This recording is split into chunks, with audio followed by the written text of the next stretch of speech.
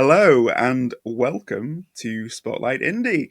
I'm your host, as always, Frasier Armitage, part-time robot, full-time nerd, and we have as the co-hosts, it's such a treat to have our beloved leader of Spotlight Indie, HL Tinsley. Your Majesty, how are you? I'm very well, thank you. What are you talking about? It's a treat. I'm here all the time. I know, but it's still a treat.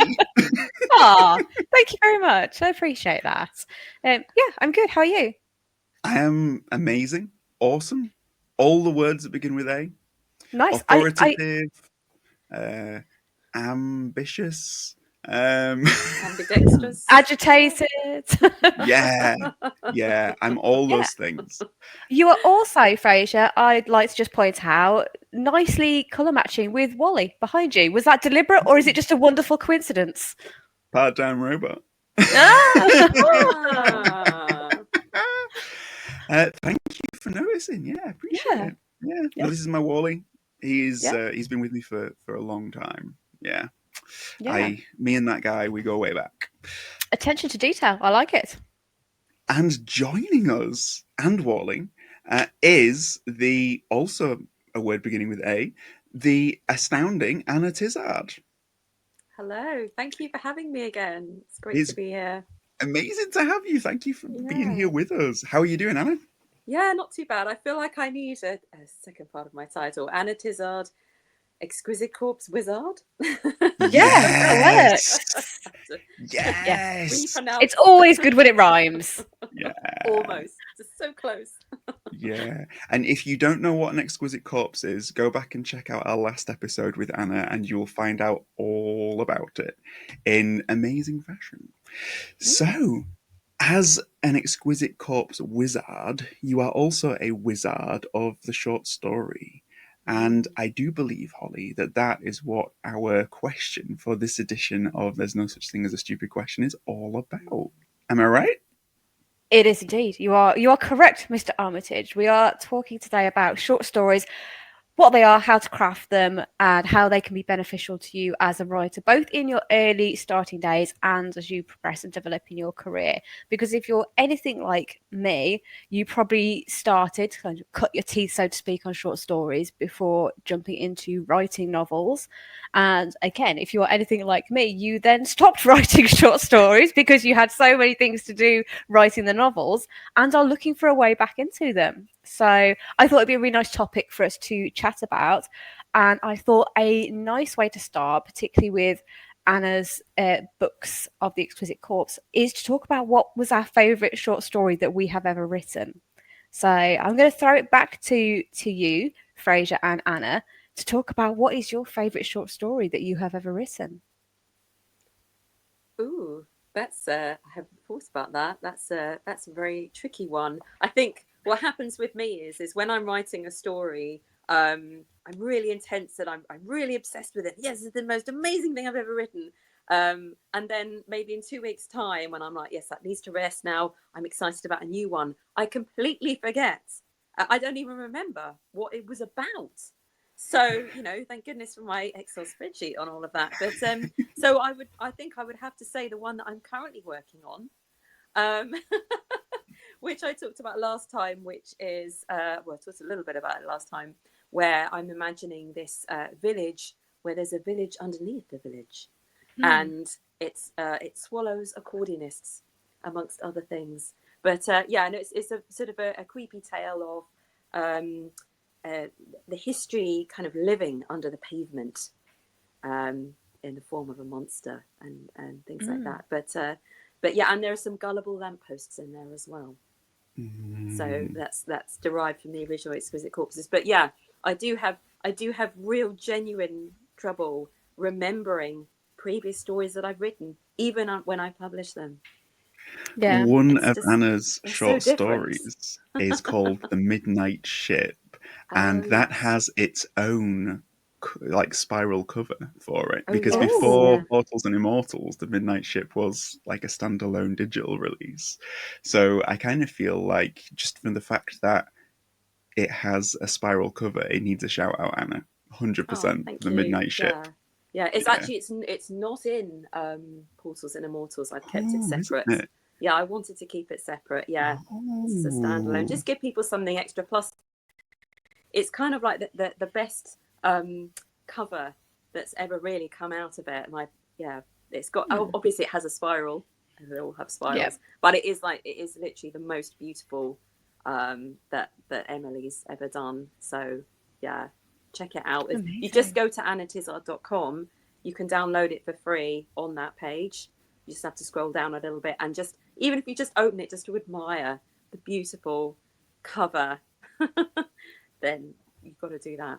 Yes, go and do that. We'll put that in the description below as well, so people can go and find that. Yeah, thank you. Yeah. My favourite short story that I've ever written. My approach to short stories is that they are all kind of firsts for me. So I will approach a short story with the idea of trying something new or just seeing what works and what doesn't. And so it's very difficult to choose a favorite because I've learnt so much from each of them.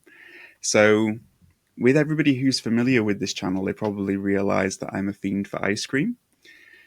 So probably one of the most memorable stories that I wrote was a short story that was inspired by a flavor of ice cream as an experiment to see what stories would come if you were inspired by taste. So that is probably, because I remember the ice cream so fondly, I've got to rank that highly, right? But yeah, I feel like short stories are, for me, a great way of testing my storytelling. So in A Stitch Between Worlds, you can read a whole bunch of different short stories, and then in the back, in the acknowledgements, kind of include a little bit about maybe why some of them are there, what led to some of them being written, and the different approaches that did it. Like one of them was based on An Exquisite Corpse from Anna in Brainstoryum. One of them was the ice cream. Others have been, just lots of good stuff. So for me, I don't think I've got a favorite story, but I think my experience of writing the story is what I can answer that with, Holly. Does that make any sense? And did I do a good job of not choosing one story over another? It does make sense, and I do like this idea of having the story behind the story. Although I do think that you should have to choose a favorite. It's like when people say, "Who's your favorite child?" and you're like, "I can't possibly have a favorite." Everyone's got a favorite. Well, I've only got one, so that makes it really easy. This is true. Yeah, this is there you go. See, loophole. Yeah. Frasier's get out of jail clause. Okay, my favorite short story that I've ever written is here's a good one. This is a even better loophole.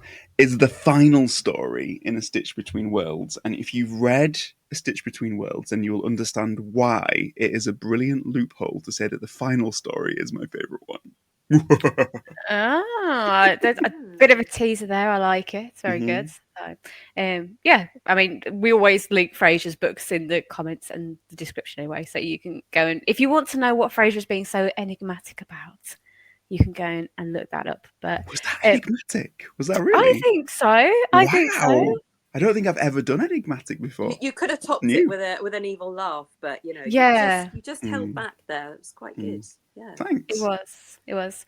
I want to pick up a little bit there on Frasier, what you said about using short stories as a way to kind of experiment and hone the craft. Because when I do short stories, what I am looking for is something that can help me to discipline myself. So short stories are a great exercise for me in control and discipline. So do you see them that way, or do you, and Anna, this is a question for you as well, do you see them as somewhere to be more experimental and more of a sandbox? What's your approach?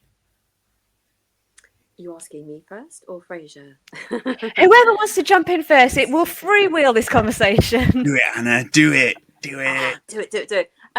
Yeah, I very much enjoy the experimentation aspect of it. And yeah, there is a specific discipline to it for sure, but it's different. It's different to novels in that you don't have the same structural problems, obviously. So in that way, there are less challenges or problems to solve.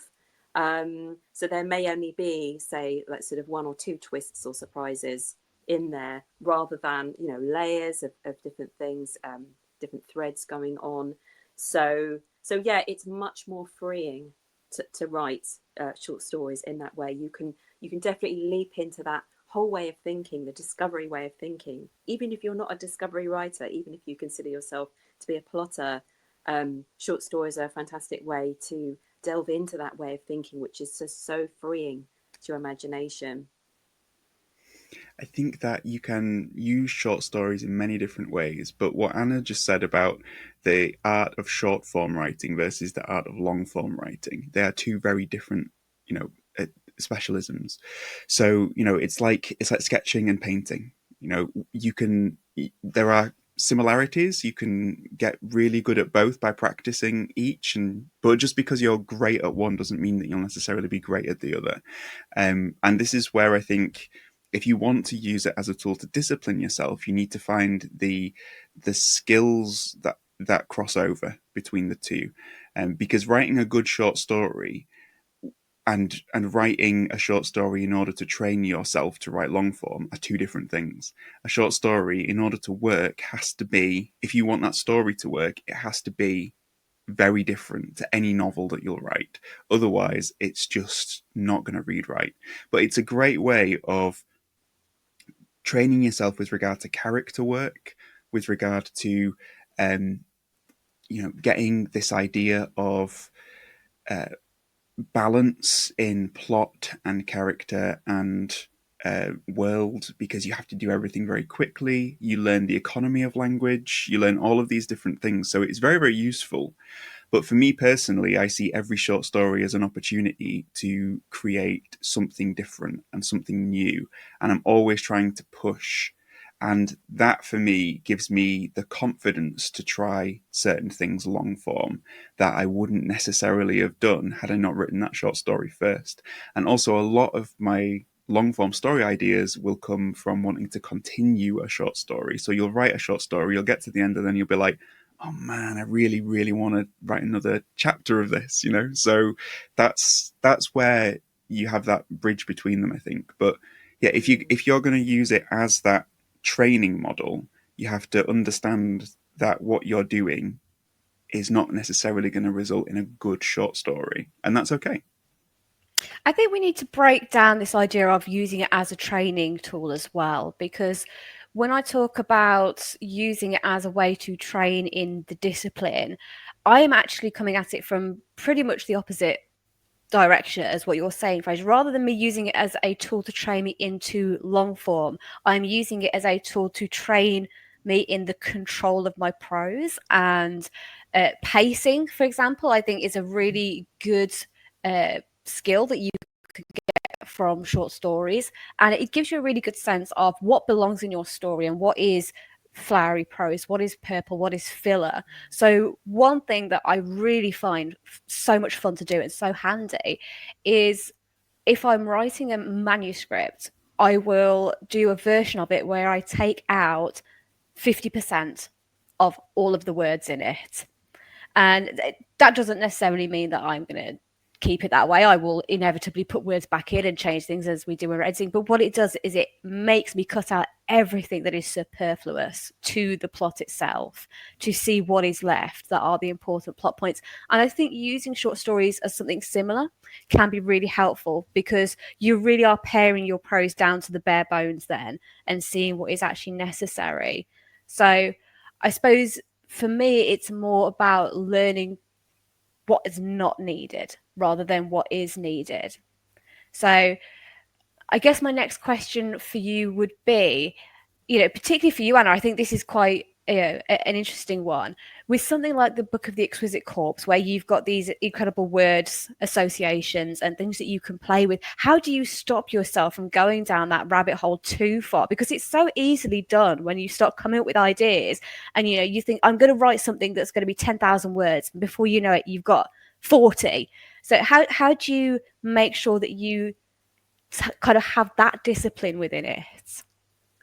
It's weird because I very much feel that a short story it kind of wants to be the length that it's going to be. I do sometimes get ones that grow much longer. And I did, like, The Empty Danger, my first book, was in fact meant to be a short story, and it just kept growing and growing and growing.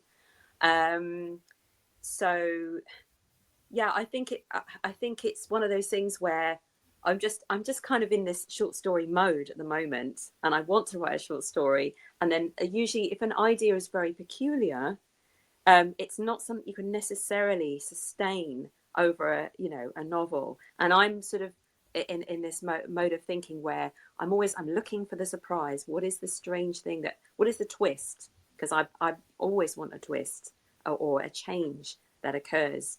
And I feel like a short story is never complete unless it has it. So it might just be me driving towards that change, and therefore it happens within a relatively short space of time.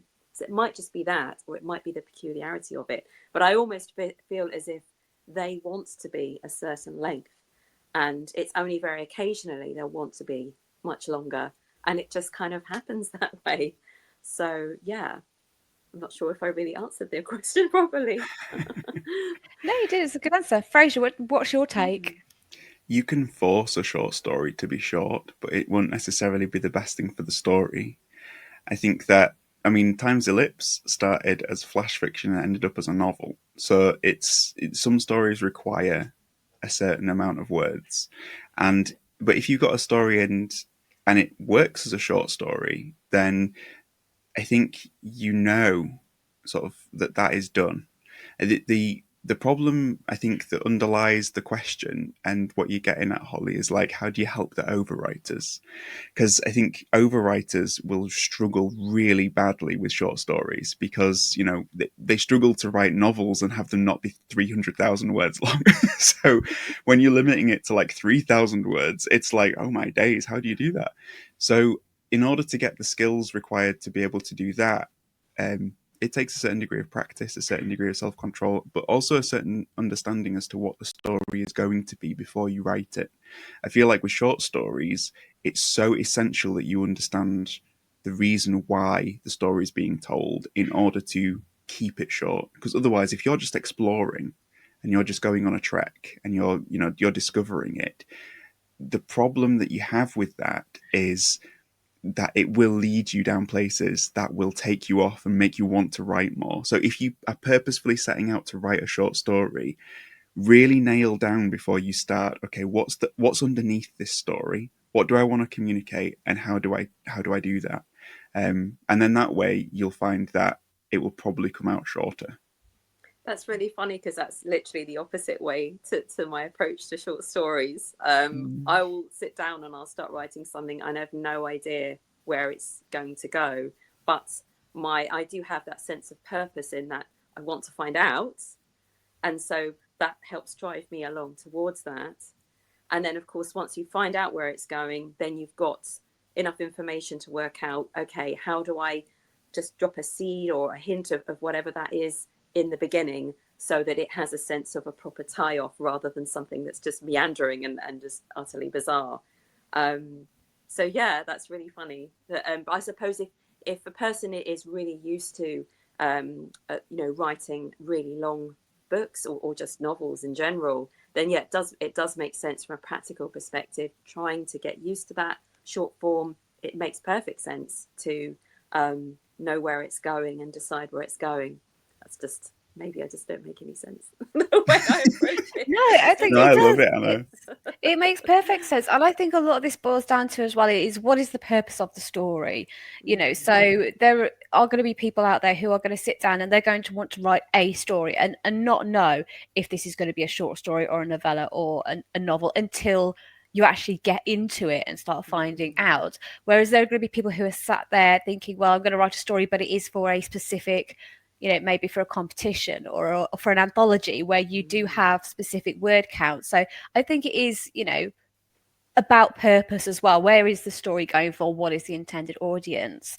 So for those people who are looking to write short stories for a purpose, let's say competitions, for example, what are some of those disciplines that you need to have in order to write a good short story? Because I don't feel like I'm an expert in this. I haven't written enough short stories, whereas you two are very prolific in short story writing. So let's get your expert take on it.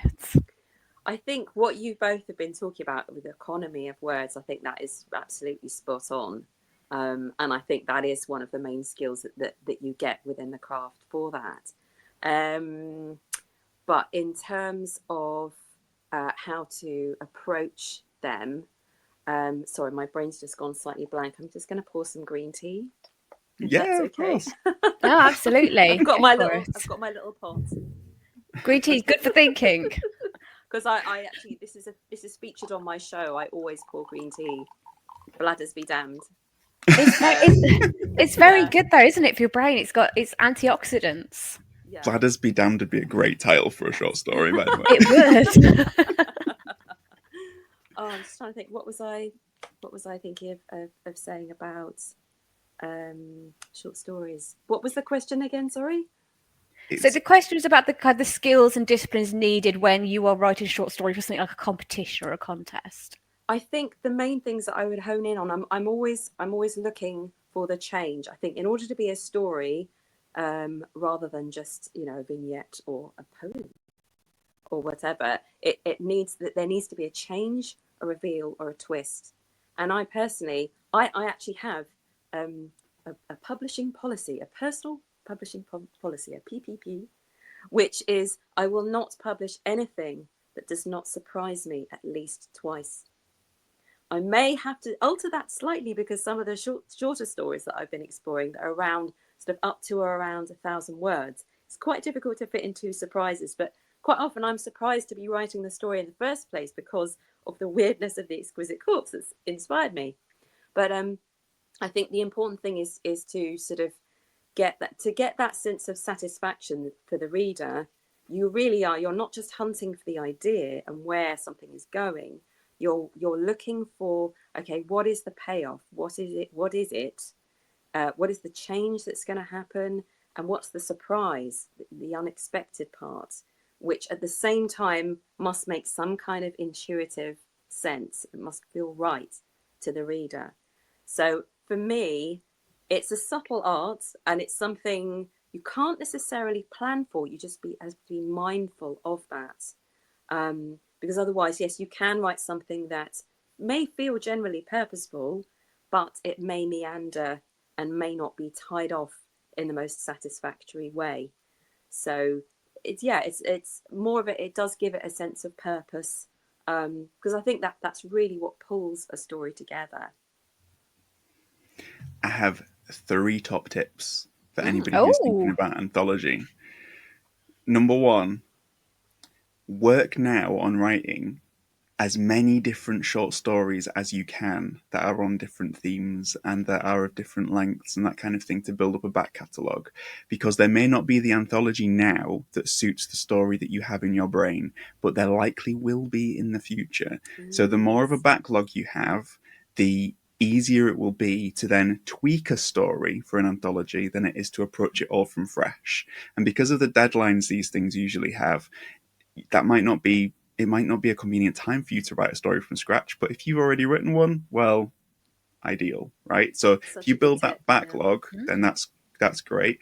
The second tip that I have is when it comes to anthology writing, don't write the first story that comes into your head, because you will probably find that that's a very common idea that a lot of submissions will hold. So if you want to stand out from the pack, explore the prompt, explore the thing that is unique about that in such a way whereby you hit upon an idea that you think, oh, right, only I could do this, only I can write this is me. Because you want to express yourself in your short story. You don't want to hold back from that. So finding the right idea that expresses that is great. So don't rush beginning the short story. Find the actual story and spend some time on that. And the third thing that I would say is, don't put pressure on yourself to have the story that you're writing conform to that specific anthology.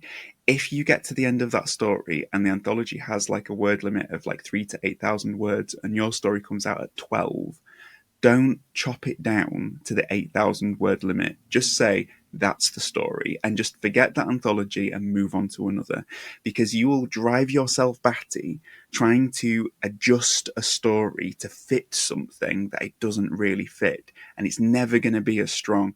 So if that happens, don't be afraid to just start again. And if you want to particularly write something for that anthology, go with a different idea. Don't get lost in the editing that it has to fit that competition or it has to fit that contest.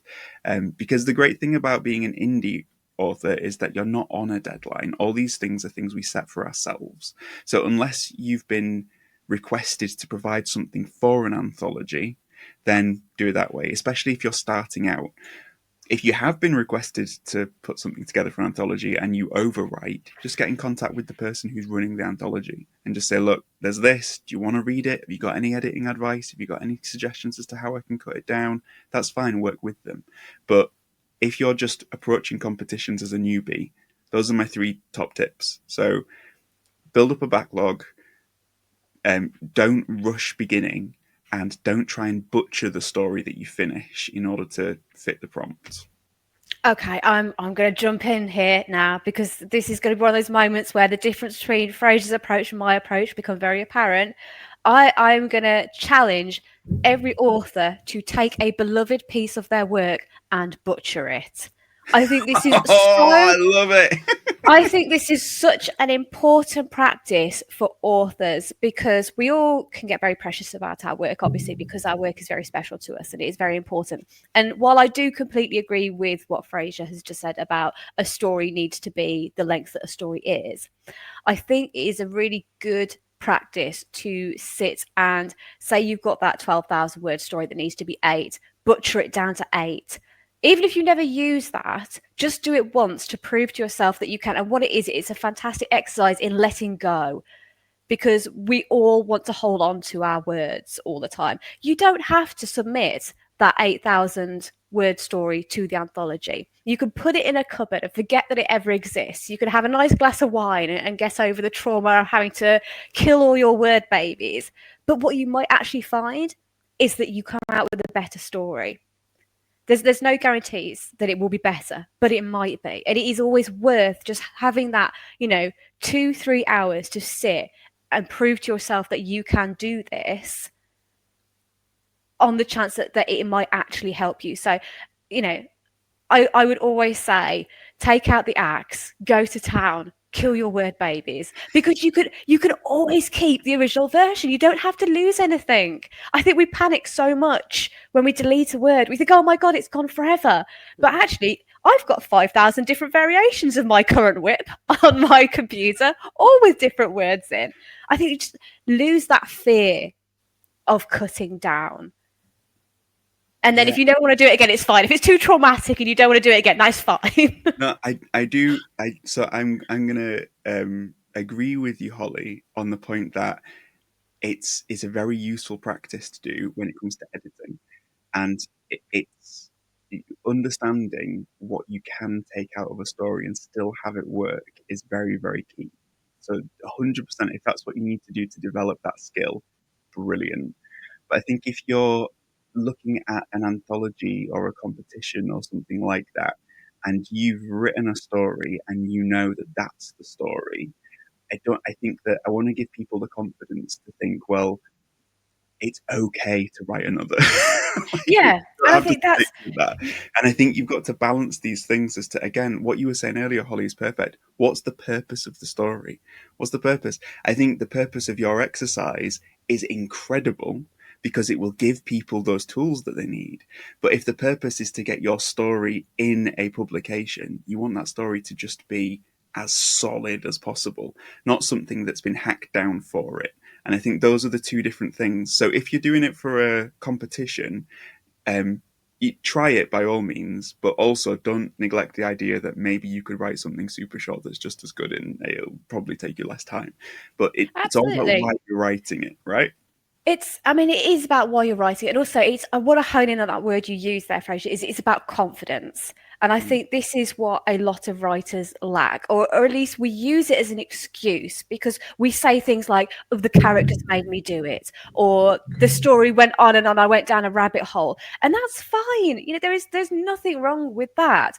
But also there comes a point where you as the author need to be in control of your craft. You need to be in control of your stories. So it's not just about chopping out words to hone skills. It's about proving to yourself that you have the confidence to be in control and to make the decisions about your story that you need to. And, as we say, there is no wrong or right way to do this. Everyone has their different way of doing things. And I can feel we are going down a bit of a rabbit hole. So I want to jump onto a new question now so we can bring Anna back into this conversation. So she's poor Anna sat there between me and Frasier getting very feisty. Let's jump a little bit into, so we know how writing a short story can help an author, but in terms of an author's career and journey, what can short stories be used for? How are we putting them out into the world? We've talked about anthologies. What are some of the other routes and kind of avenues that we can use? I think it can be very good for discoverability. So yes, anthologies, the great thing about an anthology is that lots of people are involved in that project. Lots of people are behind it, and all of those people are going to try and push it to make people aware of it. So you have got the marketing aspect behind it. If someone reads your short story and likes it, they might look you up and find out what else you've done. It's also a quick way to give people a sample of what your writing's like, which is, partly why I published The Midnight Ship on its own, because then people, they can just test it out. People are always talking about how, there's a lack of attention span these days, and I just think, why aren't short stories bigger? That they should be more of a thing these days, because then you can cater for that shorter attention span, and they maybe lure perhaps people who don't necessarily read longer works into more of your stories and longer stories that you've written. So I think it's great as a sample. As I say, yeah, the anthology thing. I mean, whether that's a traditionally published anthology or by a small publisher, or an indie one, I've been part of both, and it is lovely to have a whole group mentality around the whole thing. And then you get to discover their work as well. Yeah, I think that the best way of getting your stories out there is to launch a fortnightly podcast in which you in which you can then work on the short stories based on prompts from listeners. Wouldn't you agree, Anna? Yeah, if you don't have any other burning novel at the time, because it's a subtle balance, but certainly for some time it's working in perfect tandem with what I'm doing. So at the moment I'm building a collection on the theme of weird creatures, and the Exquisite Corpse is so odd that it's almost inevitable that I will get some weird creatures out of them, and stories about them. So, and it's also helped me, it's opened me up to sort of really thinking through the different aspects of different tropes that there are within monster fiction and that kind of thing. I even delved into writing how to write fight scenes, which I didn't have much confidence about. So it's about sharing, but also helping me learn all along, because I think as authors we're always learning. So yeah, it has been working in perfect tandem so far with my desire to explore and write more short stories and share those short stories. Yeah, I think there will always be an outlet for short stories, and as an indie, you can create your own. There's so much you can do. If your story takes 10 minutes to read it. Put it out there, put it on your website, put it out on your socials. Do clips of you reading bits, and then link people to the story. There's no rules as to how you get the story out there. The key thing is that something that Holly mentioned earlier is that you find a way to let go of the story and move on from it, because otherwise it will. A short story may not be very long, but it can hold you captive for a long time. So it's the best thing to do is just learn to be able to put it out into the world somehow. There are lots of different contests you can submit to, lots of different magazines and things like that that you can send your story to. But if you want to go down the pure indie route, just put it out there, and then eventually, if you want, build up a collection on a theme, release that. There's plenty that you can be doing. Yeah, I'll add to that as well. I think another good use of the short story can be if you are writing smack my microphone there. If you are writing a novel or a series, is that it's a really good way to give readers a glimpse into other parts of your world, or to, maybe behind the scenes, exploring characters that are sidelined in your main story but can have their own stories and adventures in another part of the world. And it's a nice way to introduce what you're doing and your style. So that is another option. I've seen a lot of authors. Tim Hardy is a great example. He does his Wolf Throne series, which is a collection of short stories that go out with his newsletter, and they are all set within his world, but they are not part of the main narrative. They are their own separate thing. So it's another interesting thing that you can do to build your reader base. Another good thing I just want to jump in as well, Holly, and Yeah, say go about for it. there is, if you have a group of friends and author friends that you build as a community, something that's really fun is writing short stories set in a shared world. We did this with The Globe on Matthew Cross's website.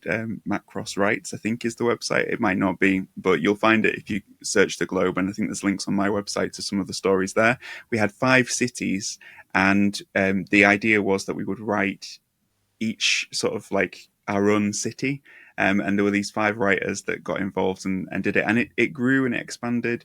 And that's something that is still ongoing. It's ongoing very slowly. I'm not sure if it's ground to a halt or not, but it's just lovely to have that experience of writing a short story in a world and then seeing another author write a short story in the same world, and then to see, because you learn so much from that helps you to hone your skills. So it's a really good practice, especially if you're like in a D&D group and you think, I want to get into writing.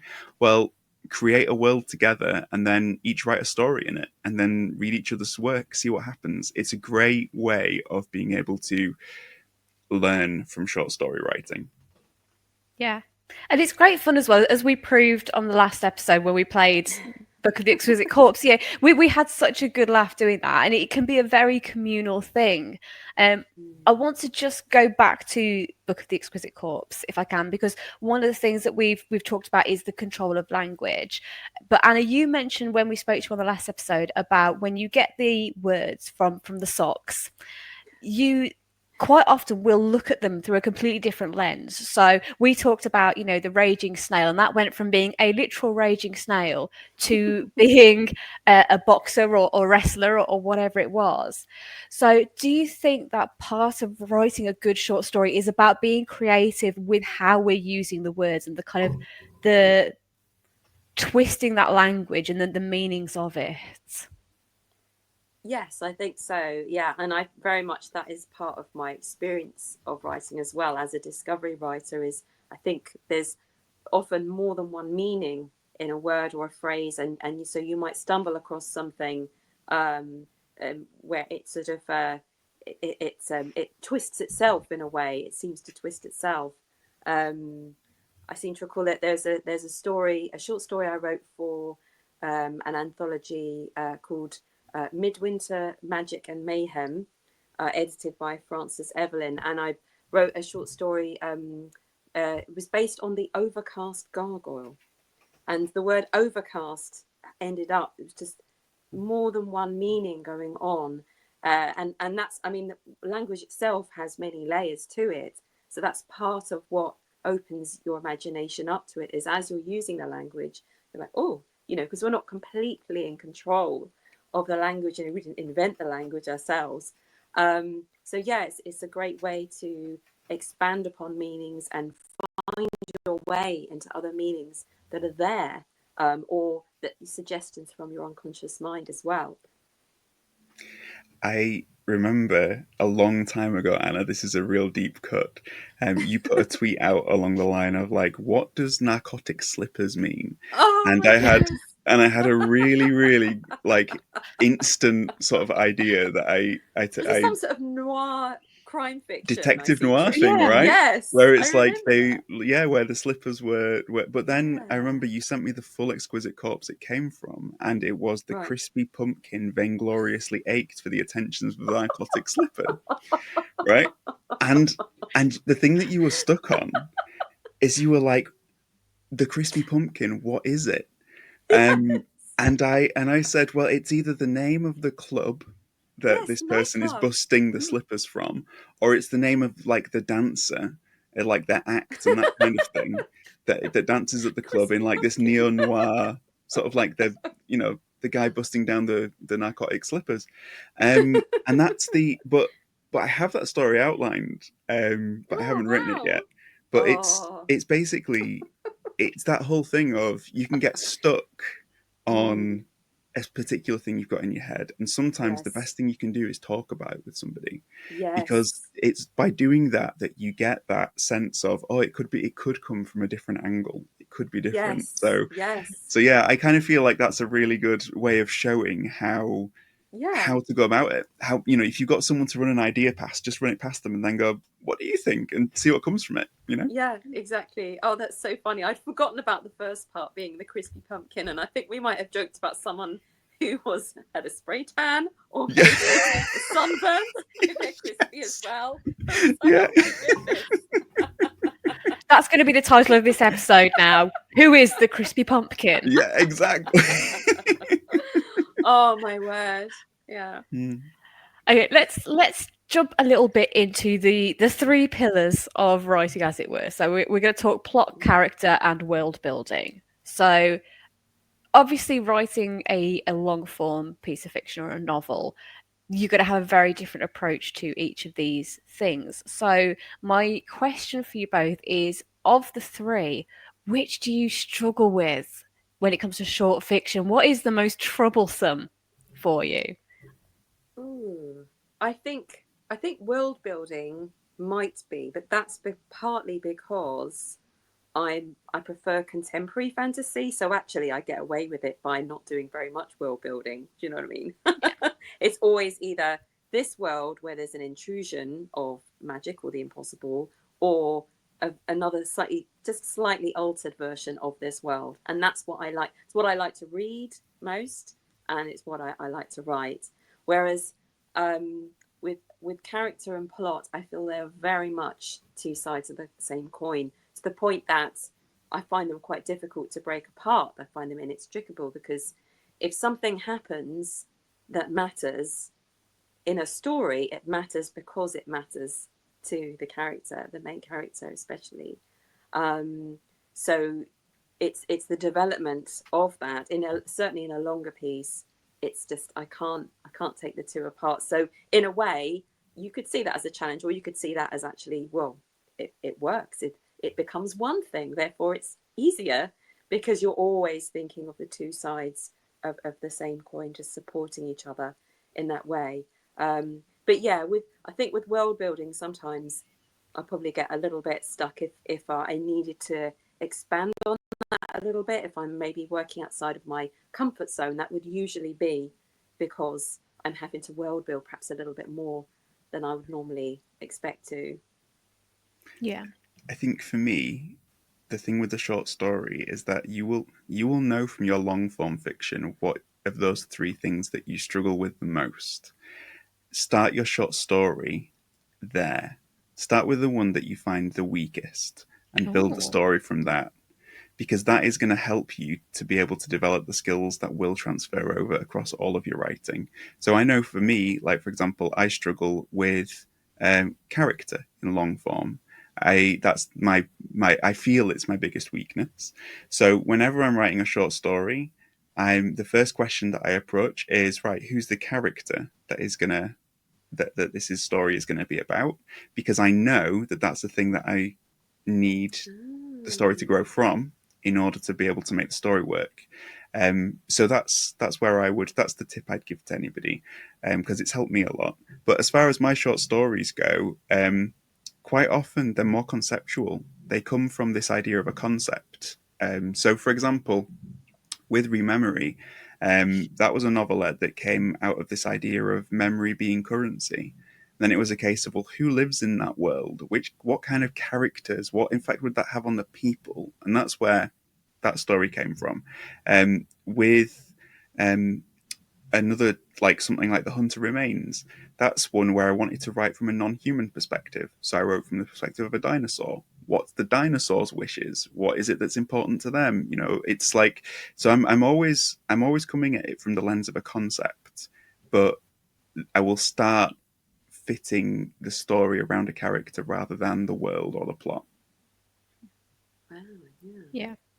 I think it's interesting that a lot of people, I think, would say world building would be the thing that they would struggle with shorts. Whereas I think for me, it probably leads more into the characters, because my writing tends to be character driven, and I want people to know and love and understand the deep depths of these characters. And when you've only got 3,000, 4,000, 5,000 words, you can't really do that. So what I like to do, and what I again would encourage people to do as a practice or a skill honing exercise, is to ask, who cares? Is a great question to ask yourself. And what I mean by that is, as you go through your story and you are adding world building or character development or plot points, whatever they might be, ask yourself at random intervals, who cares? Is the answer, I care as the author because I think this is really clever and I want everybody to see how clever I am? Is it the reader that is going to care because it is pertinent to the story, or is it the character that's going to care the most because it's pertinent to them?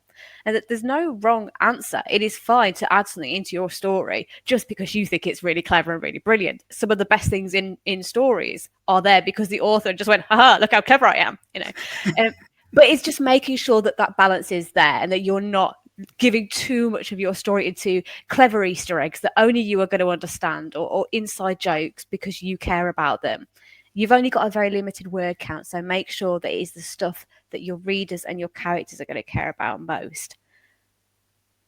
Before we start wrapping this up, because I think we have talked about some really interesting points, what I want to do is give some examples of what we think are really good short stories. We've talked about our own short stories. Let's talk about some of the short stories we've read or some anthologies. What are some of the ones that have stood out to you, apart from the Book of the Exquisite Corpse? Obviously, go and read that, everybody. So I'm gonna start us off with this one, because there are two anthologies that are from indie authors that I read last year. I'm just trying to think about what the actual what the name of the first one is. Hang on, I'm having like a brain fart moment. Google it, Frasier. Google it. I'm Googling. I think it's Digital Extremities, but I will just 100%. Yes. Oh, I think I know the one you mean. Yeah. So Adam Bassett wrote Digital Extremities, and Lindsay Kroll wrote Limelight. And the reason why I'm drawing attention to those two indie authors and their short stories is because something that they achieved, which I always try and achieve in a short story, is that they made me feel. And that if you can make somebody feel something in a short story, you've cracked it. Because it's easier to do it on long form, harder in a short story to really reach in and make people care. But there were stories in both of those collections that it worked, and because they're indie authors, I can shout about them. The other master of short stories who is traditionally published is Ai Jung. I absolutely love Ai's short stories. She is amazing at them, and again, because she gets you in the feels, and it doesn't take many words for her to do that. So I would say those collections are great, and that's the reason why. And if you want to write a short story that is one for the ages, aim for the heart. Nice. I'm thinking. I'm also having a slight brain fart. I'm trying to remember the title. I know it has the word midnight in it, but it's by an author called J.T. Croft, and he writes really good short stories, and they're they're so different. I like that they're so different, and you really don't know, because there's dark and light in them, and you really do not know which way it's going to go, and that's what I like. But there's heart in them. There's real heart in them, and I'm a bit of a wimp. I'm not very good with horror and stuff, so I am getting very worried as I'm reading one and thinking, oh, this is getting quite scary, but it's okay, you know. And there's just, yeah, there's such an intelligence there, but it's an emotional intelligence as well. It's like making sure that you've got a payoff, because I would not appreciate just like, and then they died. Do you know what I mean? So Yeah. it's really sensitive short stories.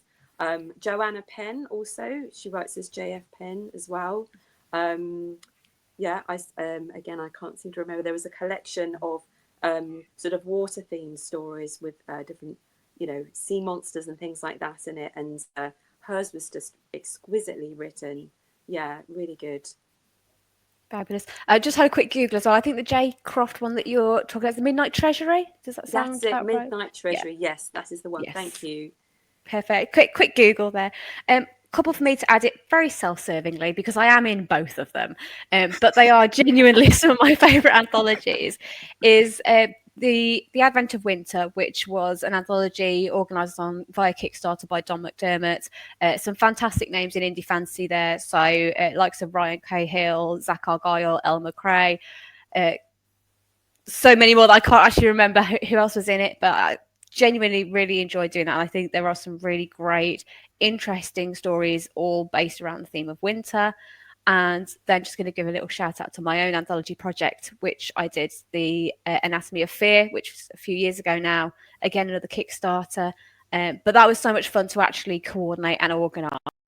So, and I got to meet a lot of very cool indie authors. Zamil Akhtar has a fantastic story in there, which is absolutely horrendous, in the best possible way. So it's all dark fantasy. Oh yeah, it's so creepy. Honestly, it's called Skin, which is very apt because it actually made my skin crawl. So if you are into that kind of thing, then yeah, go and check out Skin by Zamil Akhtar in the Anatomy of Fear and all the other stories. That is sort of coming to the end of my questions now, but to round us off, I would just like to ask a very quick fire question, and that is, through having written short stories, what is the most interesting, or do you think useful thing that you have learned as a writer through writing these shorter works of fiction? I'm going to come to you first, Frasier, to give Anna a second to think about it. It has helped me to find confidence in my voice, because with a short story you can make it as wild and extreme as you like, but when you do that and you're still reading it and you think, oh, okay, this still sounds like me, then it means that you've kind of you know yourself as a writer a little bit better. Whereas, you know, with a long form story, you might not be able to go quite as wild because you have to keep people reading for many thousands of words. With a short story that's like, you know, a few thousand words long, you can do anything. But when you read that back and you go, yeah, I still came from me, and I still see myself in that, and in the writing and in the way it's told. It just made me realize that this is how I write. Like this is me now, and I think that I wouldn't have necessarily discovered that had I been trying to do that across long form projects. I still probably would have been trying to find who I was as a writer, whereas that's what short stories kind of taught me. You know, they kind of taught me who I am as a writer in a way that long form I don't think ever could have done. Nice. That's really interesting. Yeah, especially that last point I think you were saying about finding out who you are as a writer. In a way, the more different things that you write, the more you start to notice and discover what your personal themes are. It's like I wouldn't really know that if I'd only written, say, if I'd spent all that time writing, say, a couple of novels or something. If I've churned out, even if a lot of the stories don't, see the light of day in the end, which does happen, which is perfectly fine. It's like I needed to try that many stories to understand what my personal themes are. Like everyone has their own sort of, not obsessions, but there's certain themes that that feature and that just keep coming out. You realize the things that really excite you as a reader and as a writer. and that is the best and quickest way to find out. Really, is to just you keep experimenting, and yes, each one is completely different. But after a while, you turn around and look at it and think, okay, I seem to keep coming up with these sorts of ideas, and that also adds to your economy of you know now how to approach a longer piece of work as well, because you know that your little obsessions, things that really tick the boxes for you, really spark you off. So yeah, I think there is a lot to be said about what you can learn about yourself as a writer through short stories. Yeah, I would agree with that as well. And I'm actually, for anyone who watches this, I'm going to set you a bit of homework now. Is actually go away and try to work out what is your recurring imagery, because we all have it.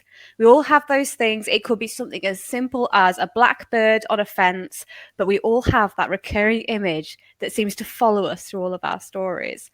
When it comes to the stuff that I've learned from writing short stories, I have learned that writing in first person present tense is quite fun, which is I know quite controversial, but I actually quite like doing that. So short stories have taught me that about myself.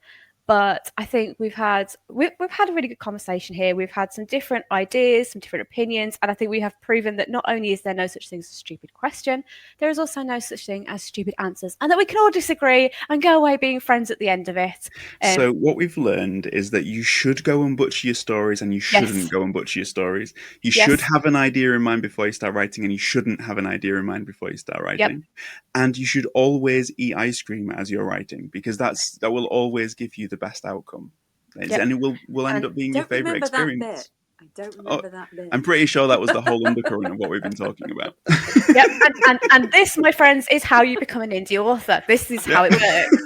It's all about the ice cream. No, it is. It's whatever. I think there is the beautiful thing about this is I think that there is a lot of different approaches to short fiction, maybe more approaches to that than there are to long form. Because there is so much more scope within short stories. So yeah, if this is the beginning, rules. If this is the beginning of the short story revolution, then world, you are welcome.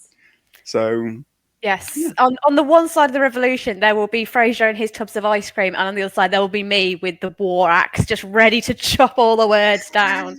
But until the revolution. And the socks.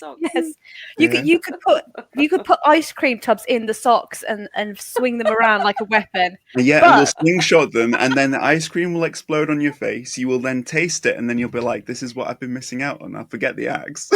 Yes, and my sigil will be the banner of the raging snail.